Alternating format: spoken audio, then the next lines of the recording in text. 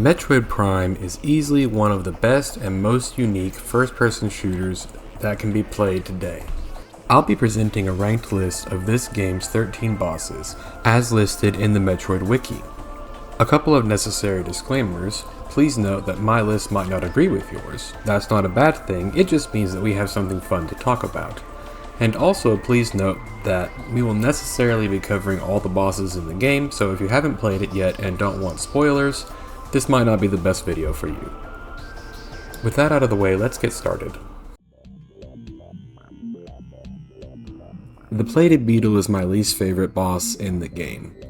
Appearing in the Chozo ruins and guarding the Morph Ball upgrade, this boss is invulnerable from the front, forcing you to maneuver behind it in order to hit its weak spot.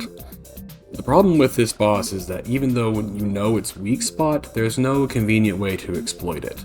You actually have to wait for it to perform a charge attack, which it is very slow to do. This kind of turns the fight into a chore that you have to get through in order to get the very cool and iconic Morph Ball power-up. So I usually don't look forward to the Plated Beetle whenever I'm playing this game. On top of the annoyance of fighting this boss, it's also just really small, unintimidating, very much unlike the epic constructs and larger bosses that we fight in the Metroid Prime series. Part of the thrill of the Metroid series is always being on the back foot, up against a hostile environment that's a lot more powerful than you that you must somehow overcome. The Plated Beetle just doesn't provide that thrill.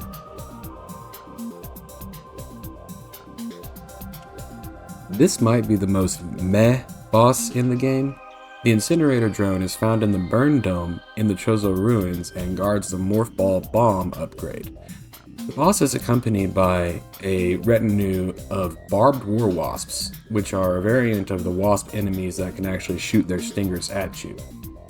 They aren't the main problem though. The main problem is the Incinerator Drone's twin flamethrowers. This boss sits in the middle of the room, rotating around with its flamethrowers at various angles. Kind of like the Plated Beetle and the Parasite Queen, this is presumably teaching you to use the strafe dodge.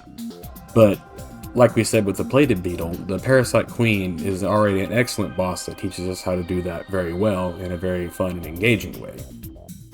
This boss is just kind of forgettable, not really obtrusive, just a bump in the road on the way to the Morph Ball bombs.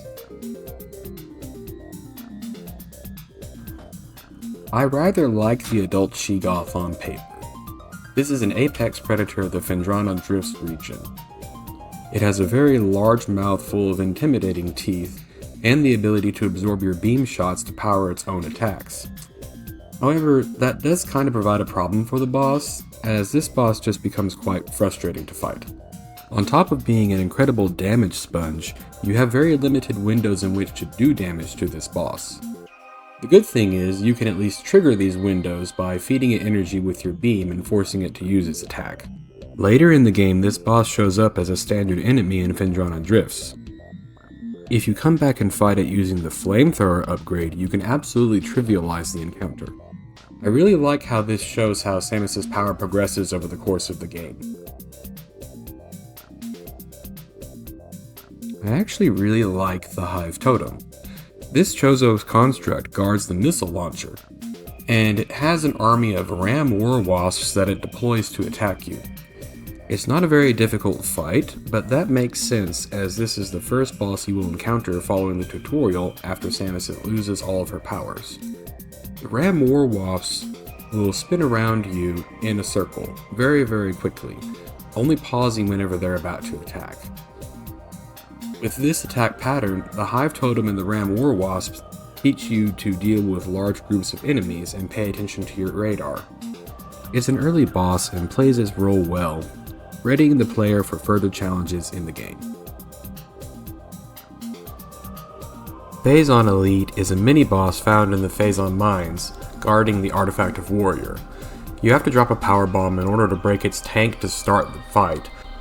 After you do, you might question whether it was worth it to do so. This guy is a downgrade over the regular Elite Pirate.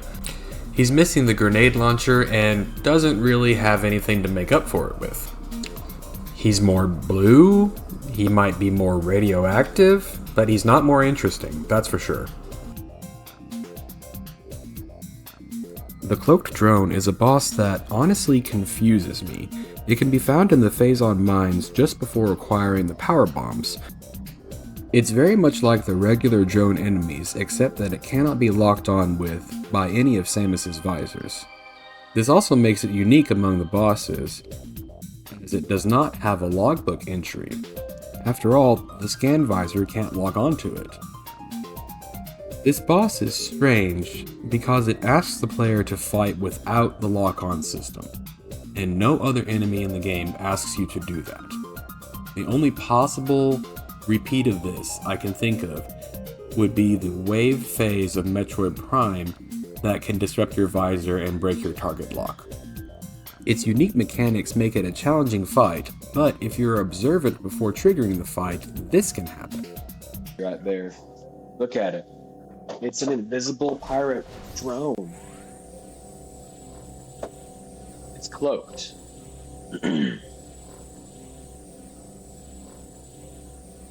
Be really, really careful with this, because this could end us, I think. Not careful.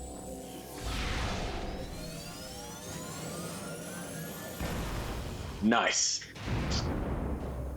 Nice. Yep, that boss was ended before the encounter can even begin. This was on normal difficulty though. It won't work on hard. Flagra is the first major area boss, presiding over the Chozo ruins and causing the pollution of its waters. Although this boss is rooted in the middle of the arena, after all, it is a plant, it can't really move about on its own very well. It does a very good job of challenging the player by forcing the player to juggle multiple targets and different objectives. Flagra cannot be damaged by Samus's beam weapons, only stunned. To actually damage the boss, you have to take away its light source by deflecting the mirrors that are giving it sunlight upward. Then you can plant a Morph Ball bomb at its base to do damage. However, Flagra will not make this easy on you. It attacks with its scythe-like limbs as well as using projectile attacks.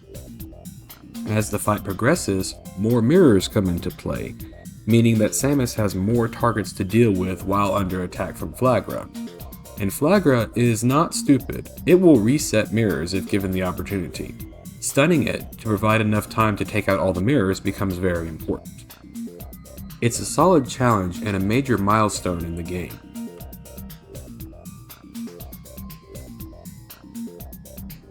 This is more properly a mini-boss than an actual boss, but the elite pirates nevertheless are quite fun encounters. You encounter 3 elite pirates throughout the game. They come equipped with the ability to absorb your beam weapons, as well as the ability to produce shockwaves and launch explosive grenades. I find these enemies particularly fun to fight, as they come in a variety of arenas and allow you to take whatever approach you like to defeat them. This gives you an opportunity to express your skill and try out different things. You can even use the thermal visor to target the grenade launcher on its back and destroy it.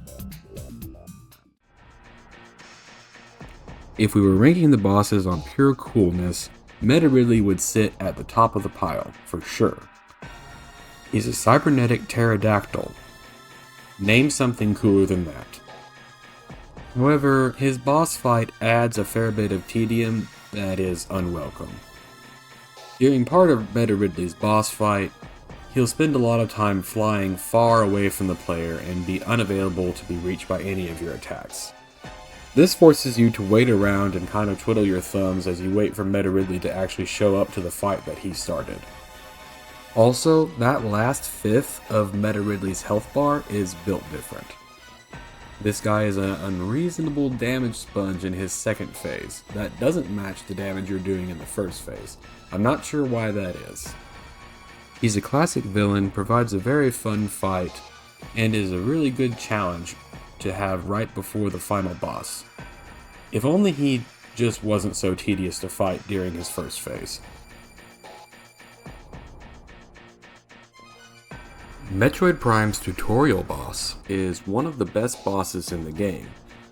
Her Majesty the Parasite Queen lays out very clearly for the player what Metroid Prime expects and what Metroid Prime offers. The Parasite Queen resides in the center of the arena, surrounded by a protective force field.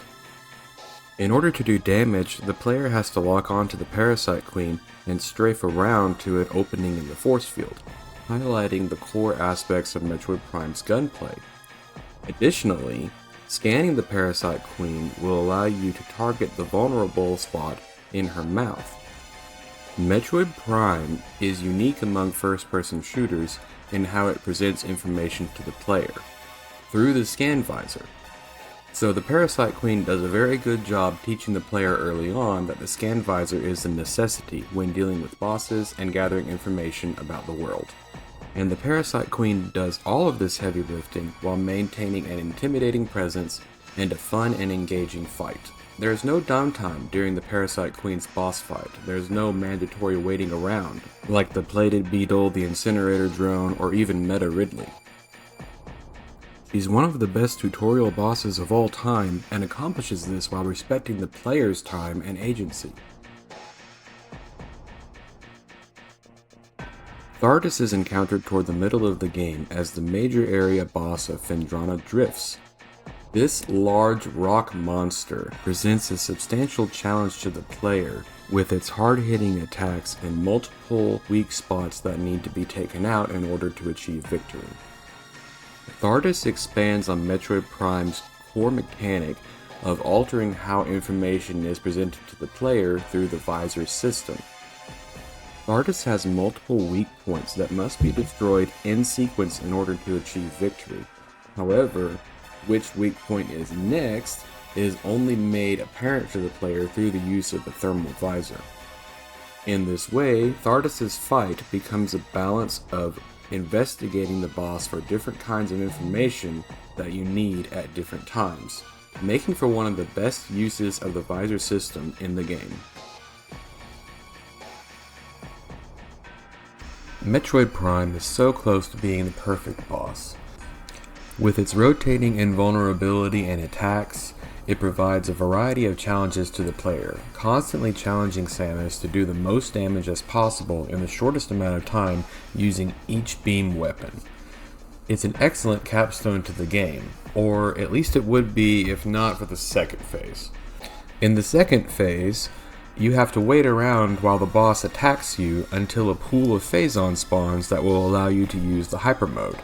As we've covered multiple times on this tier list before, having to wait around for something is not nearly as fun as being able to continuously engage with the boss. Additionally, Metroid Prime's core likes to play hide and seek with your different visors, but it doesn't play very well seeing as you do the same rotation of combat thermal and x-ray visor in a circle until you defeat the boss. This really dumbs down the implementation of the visor system that we saw so successfully performed with Thardus. And let's not forget, Metroid Prime's core spawns the most annoying standard enemy in the game, and that's just not forgivable. I believe the Omega Pirate is the culmination of Metroid Prime's combat system and everything that system wanted to accomplish. Even though Omega is fought in a large arena, he will constantly challenge your space and make you work to maintain distance, especially with the pools of Phazon that lay around. While you're fighting this boss, you have to dodge multiple different kinds of attacks and continuously attack the Phazon plates on his arms and legs. With all 4 targets destroyed, Omega will turn invisible and summon reinforcements into the fight. It's up to Samus to quickly deal with the reinforcements and locate the cloaked pirate to do as much damage as possible before he restores his Phazon armor plating. This is much more effective than Metroid Prime Core's invisibility and enemy summoning routine because the Omega Pirate always gives Samus something to do.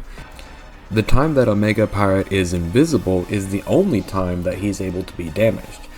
That means you have a choice to make. Do you ignore the extra enemies and try to find the cloaked Omega Pirate, or do you deal with the extra enemies first?